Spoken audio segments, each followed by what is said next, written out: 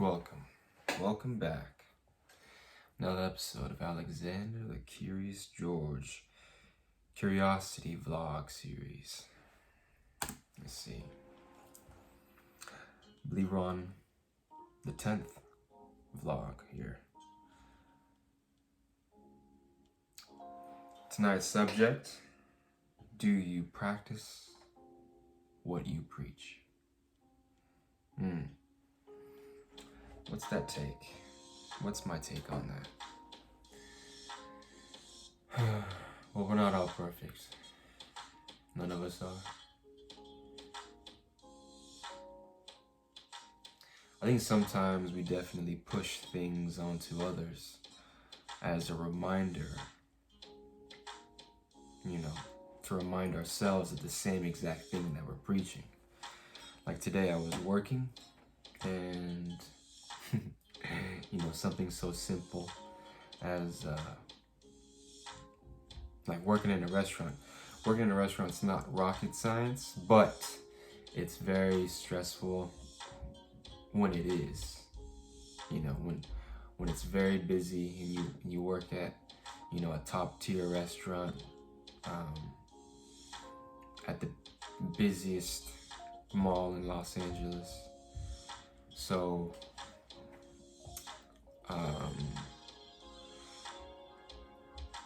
like I was watching one of my higher ups delivering hot pot to the table, and when he delivered the hot pot to the table, on his way back he knocked over a bottle of beer, and the beer just like spilled a lot of it, right? And this is somebody who's very experienced, that even they have their moments, just like all of us. And when I saw that, plain as day, I saw the whole thing, 20/20 vision, just right in my face. I look at him and I just smile and I go, man, even the best fall down sometimes. And he goes, everybody, bro, everybody. Nobody's perfect. And we just kept on going. We had to keep going. It was a busy night, right? So we had to keep going about our work. And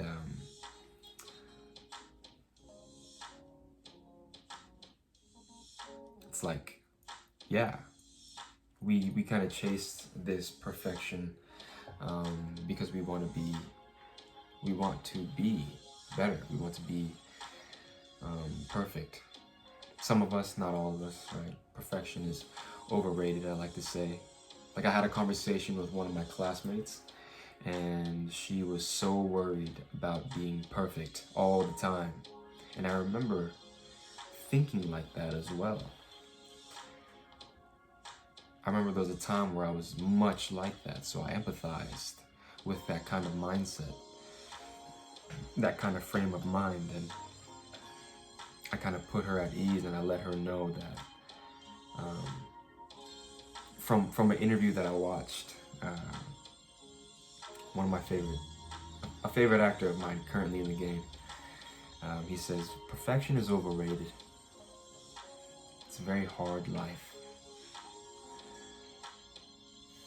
It's like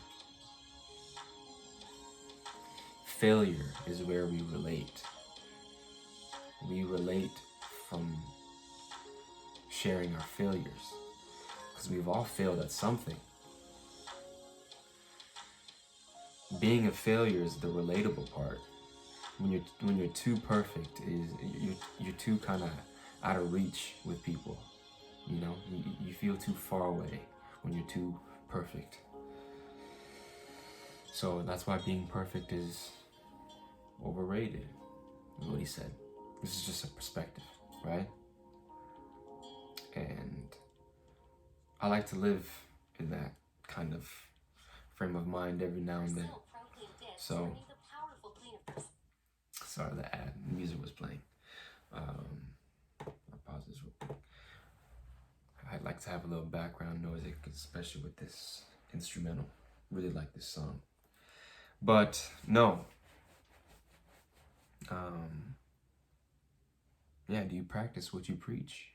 You know, are you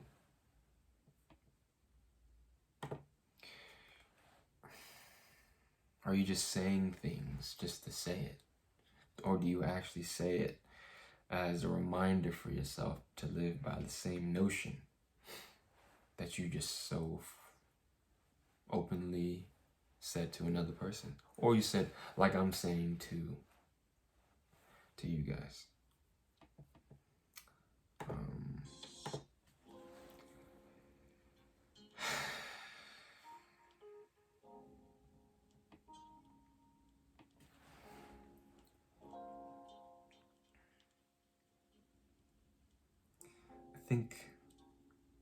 I think as we keep trying to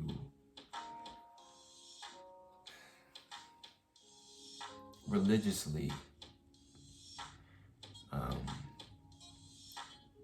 keep the things that we put out into the world in mind, then I think a lot of people would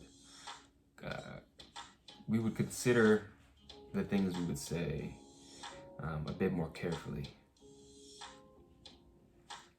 And keyword is religion. Keyword is religion, definitely, because religion in itself just means something that you practice. So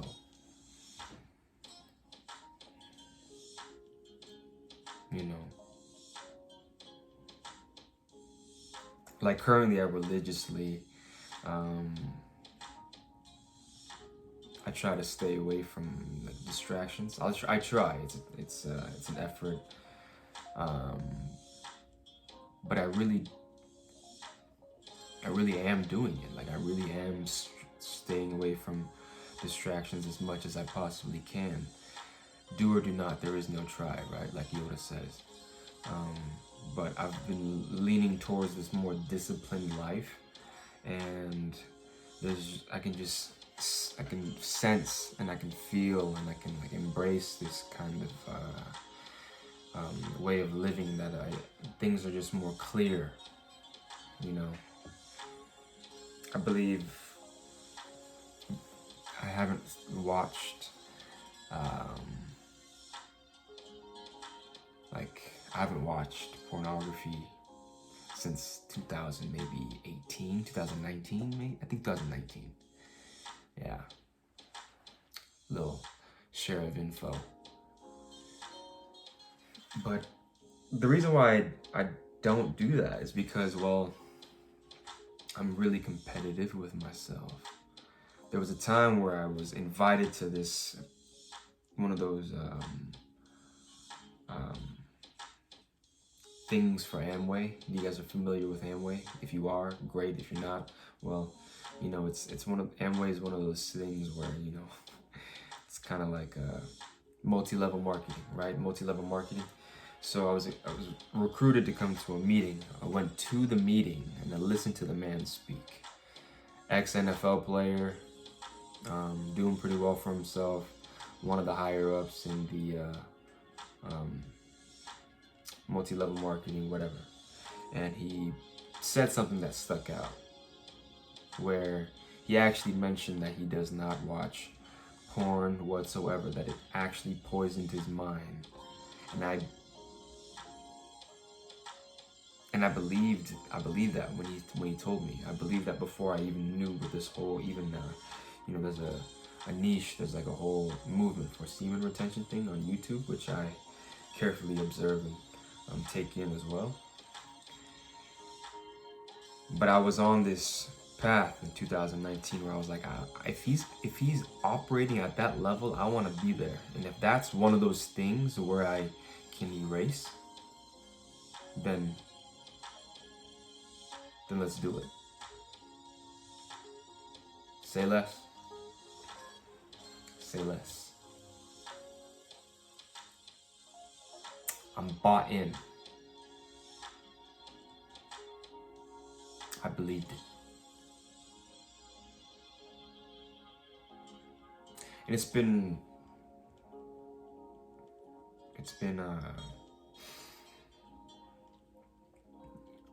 doing me pretty well. I'm not gonna lie. couldn't lie. I mean, I could, but I don't want to. So,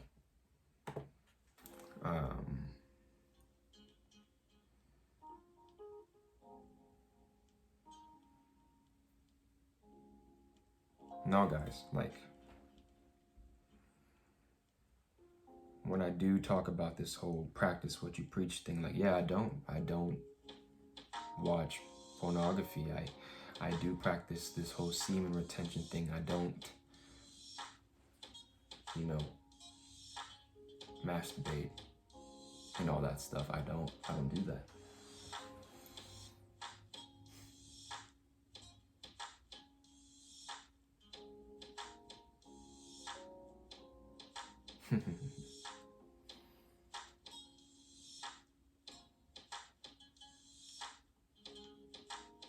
Makes you stronger.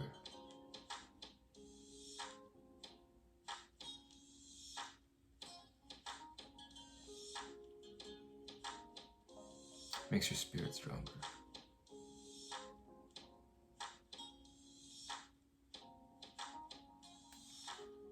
You wouldn't be able to tell right now, but there's things happening that you can't see. There's people who understand these frequencies of life, that the world is made of energy. And energy is neither created nor destroyed, is what they say. It just is. And these just a few moments here, a few things either like cracked or fell a little bit, like a little piece of clothing. My pants over there fell just a little bit. Gave me the chills a little bit, right? Just a hinge. It's quiet here right now, where I'm at.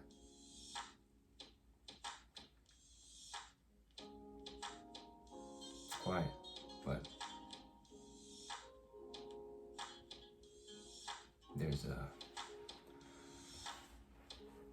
there's things paying attention to what I'm doing, like you guys. I'm operating at a certain vibration right now. There's a spiritual world that's living inside me and outside of me, and they're paying attention.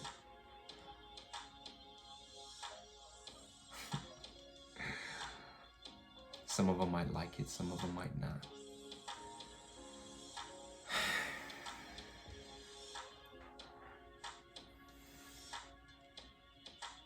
You see my guy Boba Fett right there? Cool, huh? What do you guys practice that you preach? What do you guys preach? What are some things that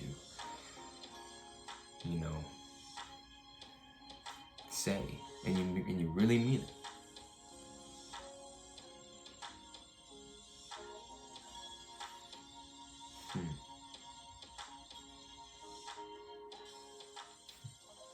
I have a lot of different conversations with people about what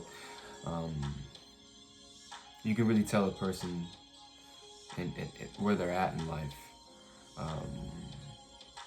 like in terms of their character, with how many times they bring up a certain subject about what they're going to do, but they keep bringing up the same subject every time they come and talk to you, like they haven't done anything. You know, that's why you gotta keep your stuff hush sometimes. You really just gotta do it first and then talk about it after. You know, some people just reveal too much, but we need people like that though. You know, we do. Sometimes I think people need to reveal things in order for them to keep it accountable for themselves. But they've been I'm talking about the people who just repetitively do it continuously, you know, and it gets way too redundant. And redundancy is a thing. You only want to hear something so many times where it's like, man, stop bringing this shit up to me. Fuck. fucking do something, you know? Something. Sometime. What's it gonna take? But it is always easier said than done. For the non-doers. But the doers just do. Pride talk coming again. So, pride talk. But I like to say that I practice what I preach. I'm not always perfect with it.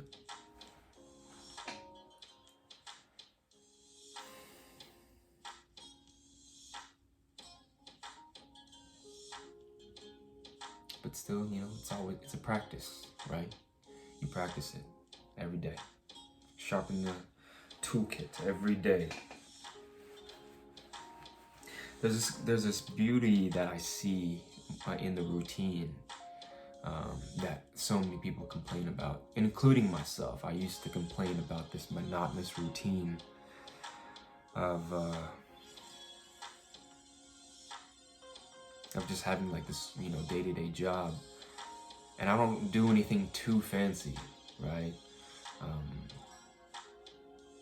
Like I work in a restaurant. It's a hot pot restaurant, but it happens to be the best Haidilao hot pot restaurant in the country in terms of sales, and just like I love the people that I work with. You know, I like to be a source of goodness wherever I'm at, and so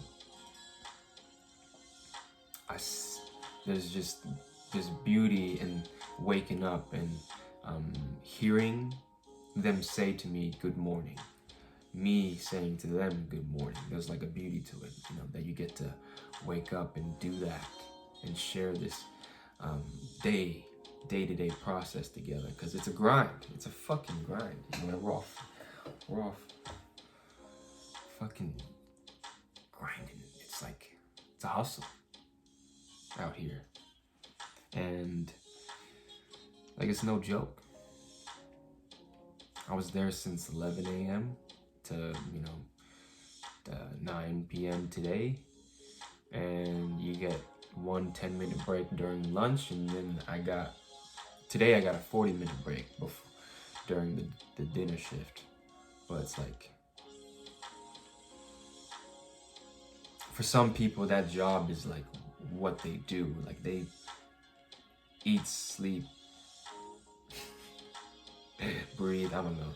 I mean, their job is like their job. You know, they wake up and that's what they do. Especially when they're older, right? There's older people working in there too. But for the younger cats, I can tell, you know, there's definitely more hopes and aspirations. And some not. Some, like, that's their career. Like, there's a higher up position where that's their career. And this is their source of income. This is their source of living. Did they always dream of this position? Who knows? I don't know. Did they want to be something else and do something else? Maybe. But this is where they're at now. This is where we are at. This is where I'm at. But not forever. Not forever. And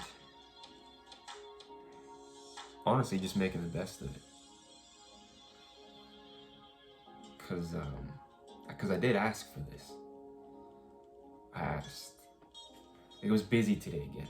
It was Monday, and for some odd reason, Monday is a freaking crazy day. Every now and then, like, the weekend bleeds into Monday. How crazy it is on the weekend, it bleeds into Monday, and like, it was just busy all day. But I had some of the most fun today at work. Like, I was goofing off. I caught flow. And I know when I catch flow is when I become just dialed in, and then everything around me just becomes so hypersensitive. I don't depend on sight too much. I can, like, hear things a bit more clearly. I can, like, and I can hone in on what's in front of me and what's around me. It's like 360 vision. And I'm in the zone. I feel it. It's felt. I I know it. And I almost stepped out of the zone in an inkling when there was a moment of downtime. There's a small moment of downtime where I got to think just a little bit. In that little short amount of space that I got to be in my own head, I almost fully stepped out of the zone. So when I acknowledged that, I stopped thinking and then reverted back to just doing. And then I got back into the zone. The zone was mine again.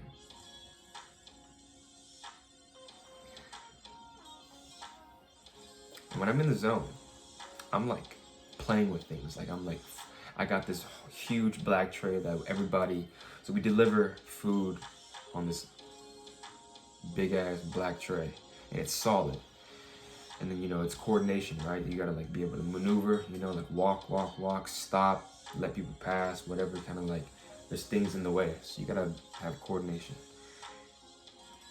And, I'd be playing with that tray. I'd be flipping it, doing behind the back, stopping, customer go, employee go.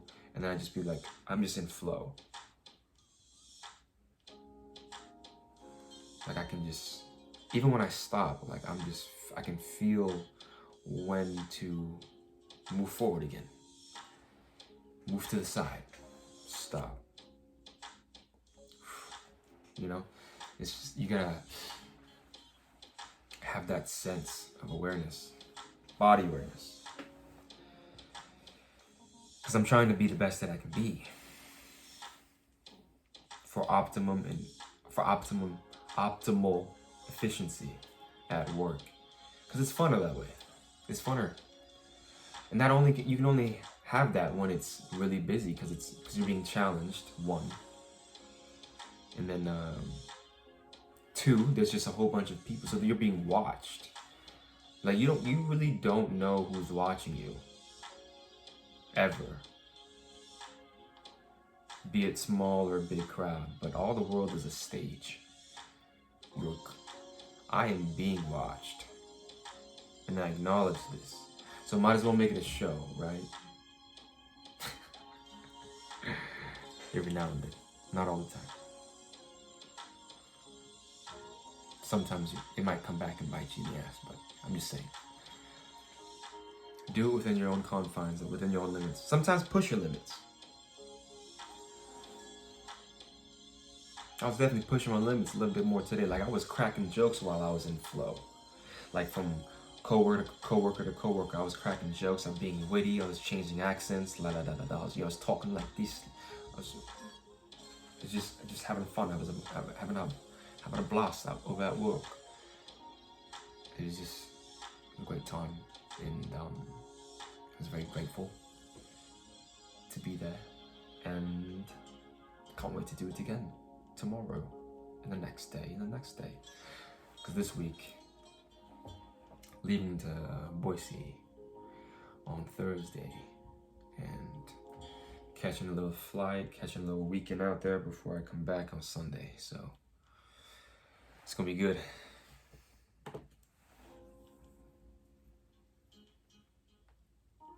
But I've definitely also I've been trying to do these videos for a while, do these vlogs for a while, and I definitely wanted to practice what I preached, right? I don't know how many people that I've actually told that I wanted to do this, and didn't get around to doing it because of fear.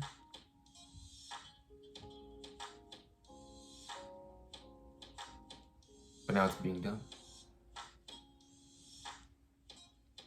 Because I fully believe that I actually have something of value to give from my speech and mind, my synchronicity that I'm living in and sharing with you.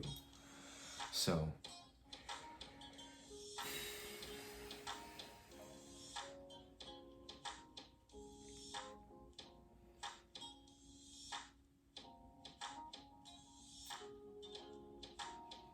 man,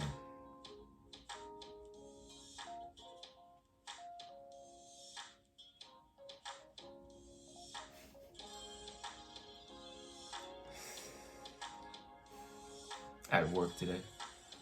Also, a little side story. This is the last thing I'm gonna share, I promise. Last thing. I almost lost my temper.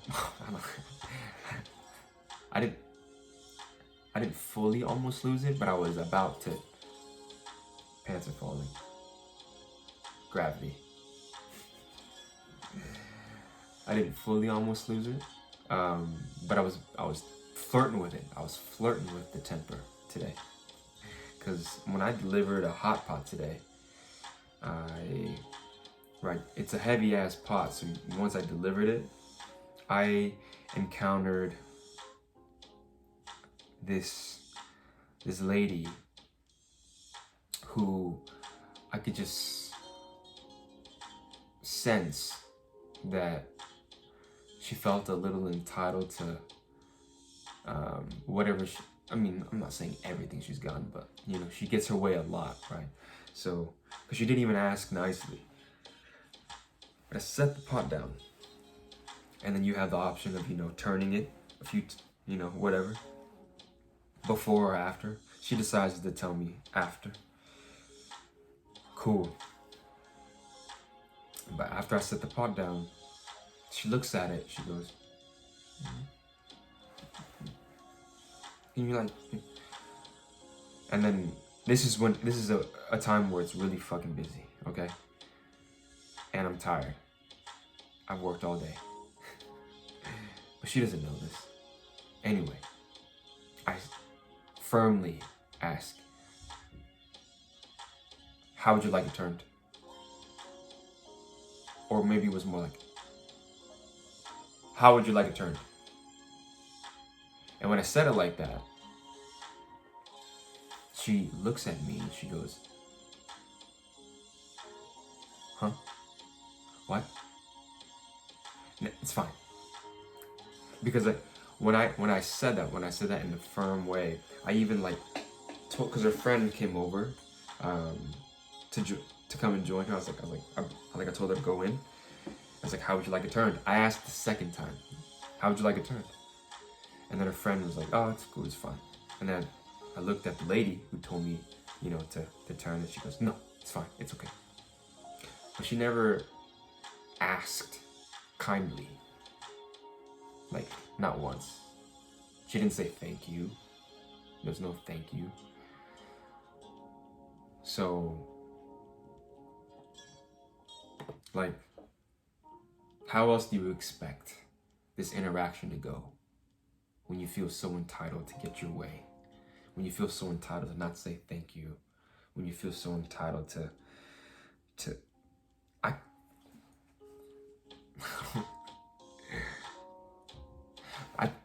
there was a moment where I believe she didn't expect me to ask in that kind of tone. She didn't expect that. I think she's used to people bending to her command, bending to her tonality, that she gets what she wants kind of type. This is just what I'm sensing. Could be wrong. This is me maybe I'm reading into it too deeply. I highly doubt that, but anyways. This is just because most of my interactions when I set the pot down, usually they say thank you. Like I would say 8.5, 9 times out of 10. Usually they just say thank you. Sometimes they're really kind about it. Sometimes it's a little brush thank you. Sometimes, you know, most of the time they just say, you know, they say thank you. This one didn't. And when they asked, when she asked, I didn't want to because of the way she asked. And I'm a very tolerant guy, but when I feel like there's a moment where you think that just because I'm serving you means that I'm going to like, how do I even put this? I'm not gonna be your bitch. You know what I mean? So, yeah, maybe I was thinking about that all, you know, a little bit more than I should have today, but I was like, man, I really was about to go go there with that lady, if it's so called, but it didn't, thank goodness. Oh God.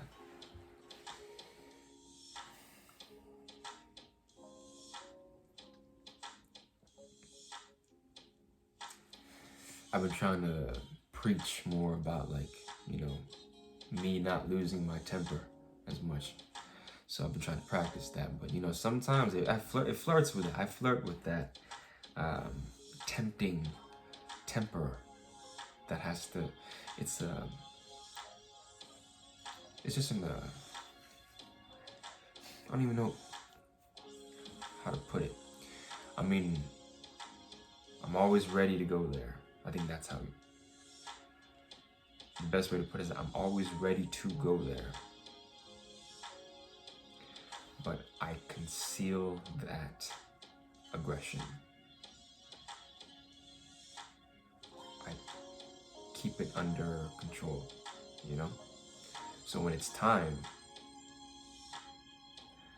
I can, you know, I would flash the blade, like I like to say, you know, give a little warning. Like, don't make me go there, because I will go there.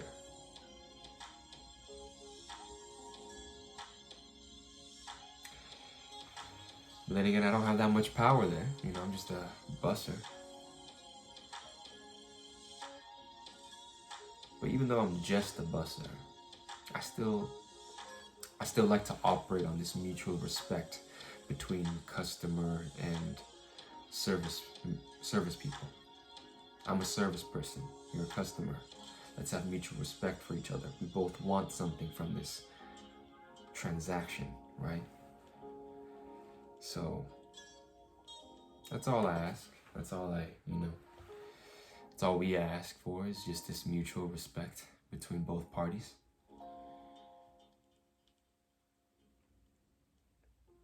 But yeah, that's what happened today.